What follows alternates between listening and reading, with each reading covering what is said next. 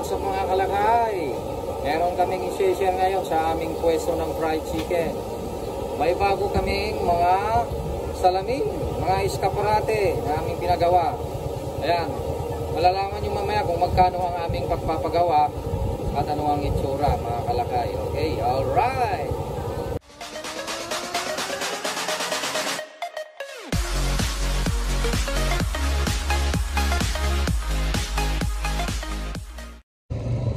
Kaya tinatawag itong Kanto Fried Chicken. Ayan po. Ayan, bali ito yung pinagawa namin. Kahapon namin kinuha. Lagayan ng chicken skin, oh. Bali meron siyang dalawang layer. Ayan, dalawang layer. Pero dito sa taas ay open. Ayan, open. Yan sa loob niya. Ito naman bago, gaya ng dati yung design ng aming salamin. Ayan, oh.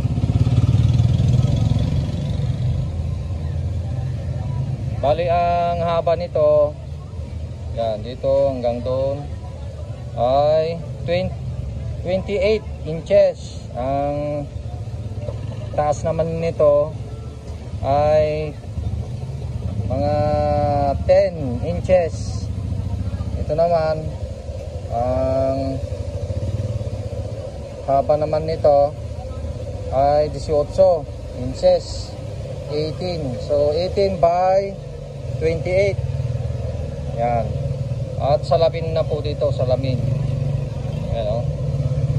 Dito lang, dito 3 inches dito. Kaya lang ay wala, hindi na kayang lagyan ng salamin dyan, kaya yan na lang, alloy, ay aluminum. Ito naman lagayan ng chicken skin natin. Ayan, oh. Yan, ganyan ang itsura. So dalawang layer po yan. Yan, salamin. Bali ang pinagawa namin ay dalawang eskaparate ng fried chicken, dalawang ganito.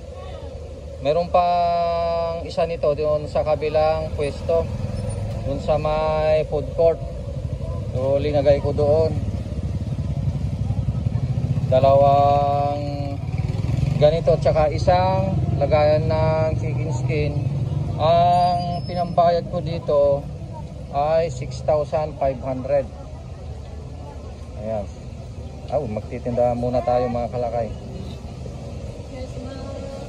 Tinda muna tayo.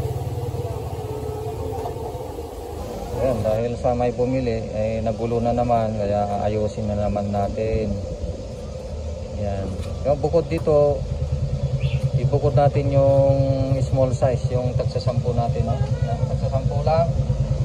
So dalawa yung presyo natin, 10 tsaka 25.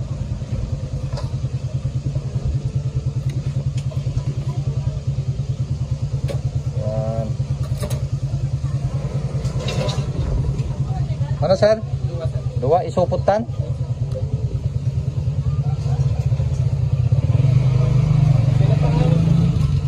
Ay isuput kabiltan. Sige 40.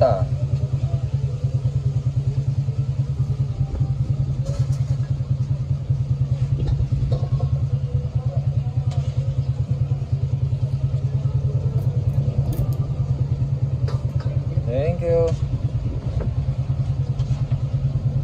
Yan mga kalakay. Oh, may bagong luto si Kapagat, oh.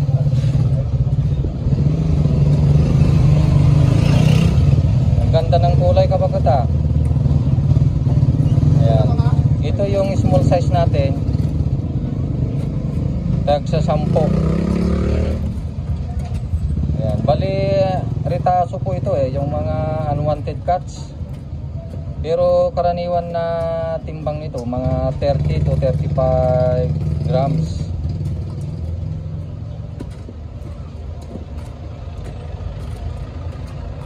Akala ng iba ay wala tayong kinikita dito, pero ang totoo ay meron naman kahit papano. Tsaka yung manok natin kasi ay mayroong kasamang ulo. ulo, leeg. Kaya hindi maiwasan na gagawa talaga tayo ng mga tagsisampo. Hindi mo naman maibibenta yung ulo na 25 eh. Oh, mahirap ibenta yung ulo na 25. Kailangan diskartihan mo. Pero hindi naman buo yung ulo. Hinahati namin yung ulo. Yan, ganyan yung ulo. Nahati namin. Bali nagiging dalawa. Yan. Tsaka marami rin yung mga maliliit na cut. Kaya ginagawa namin tagsasampo. So, yan o. Isang ganito yung naluto kanina. Ganyan din karami. Naubos na. Ayan, pangalawang hango ito. Pangalawang salang na maliliit or small size. Ay, magsasalang na naman si Kabagat ng big size. Yung tig 25 natin. So, ganito lang kami araw-araw mga kalakay. Lalo na ngayon kulang kami sa tao dahil nagbakasyon yung isang kasama namin. Umuwi sa Pangasinan dahil namatayan sila ng kamag-anak kaya umuwi. Kaya diretso kaming nagtitinda ngayon. 4 na araw na naming diretso. No choice tayo. Kahit gusto nating magpahinga, hindi pwede. Kasi kulang nga tayo sa tao.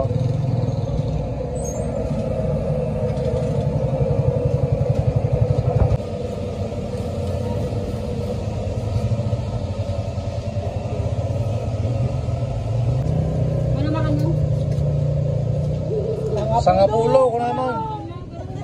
Sangapulo nga bukol. Sangapulo man ka na. Ay, nagkapoy. Hindi ko ako tagayo. Walang tanong. Nagpating. Hindi ko maanin na ako. Nagkapoy yung mga ano. Kaya kapag ka nagnegosyo kayo ng ganito, Kanto Fried Chicken, at kayo ay maraming mga outlet, hindi po pwede yung hindi ka hands-on. Talagang hands-on ka talaga. Kaya kung magninegosyo ka ng ganito, i-master mo muna. I-master mo yung kung paano magluto, paano yung diskarte, recipe natin, yung preparation, lahat-lahat, i-master mo lahat bago kang magnegosyo. Kailangan mas magaling ka sa tagaluto mo. Kailangan mas magaling ka sa tagaluto mo. Siyempre, ikaw ang may-ari. Kaya ganun ang dapat, mga kaibigan. Ayan, kaya kami ni Kabagat, nagtutulungan kami. Baga talagang mula pa noon, kung nagsisimula kami, 16 years na ang nakakaraan. 16 years na mga kalakay. Ganito pa rin kami. Nagtutulungan. Talagang kumikilita yung buko natin hotdog. oo, teamwork talaga kami mga kalakay. Kailangan teamwork. Mas maganda talaga pagka teamwork yung magkasawa sa ganitong negosyo kasi ang totoo, mahirap talaga pag mag-isa ka rito So kailangan mo yung karamay sa hirap at ginhawa. Ayan si Kabakal. Diba? Okay mga kalakay, hanggang dito lang yung aming may share ngayon. Sana nakapulot kayo ng idea. Ayan, kaya yung mga baguhan dyan na ninegosyo ay tuloy-tuloy lang. Mararating din ninyo yung aming narating mga kaibigan. Sa 16 years talagang marami na po kaming mga naranasan. At yun ang aming mga isinishare sa inyo. Lalo na po yung aming 1K package na binibenta, yung recipe namin. Ganito yung gamit namin sa aming negosyo, yung 1K package mga kalakay. Ay abel na kayo! Ayan. So para po sa mga baguhan po, sa 16 years, nakabili na po kami ng lupa, bahay. Ayan, bibili namin ang gusto namin. Mga sasakyan, biro nyo nagtitinda lang, vendor lang ng fried chicken mga kalakay, nakabili ng Raptor. Hindi naman po sa pinagyayabang pero magbigay inspirasyon po sa lahat na kayang-kaya po natin na mangarap at abutin ang ating pangarap.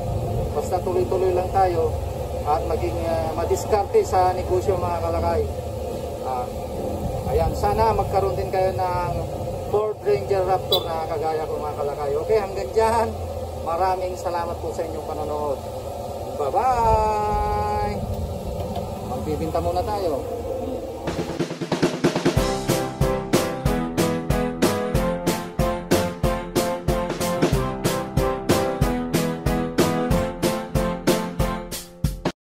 Mga kalakay, available na po sa Shopee ang ating Calpos merchandise. Available na po ang marinated mix at ang ating breeding mix.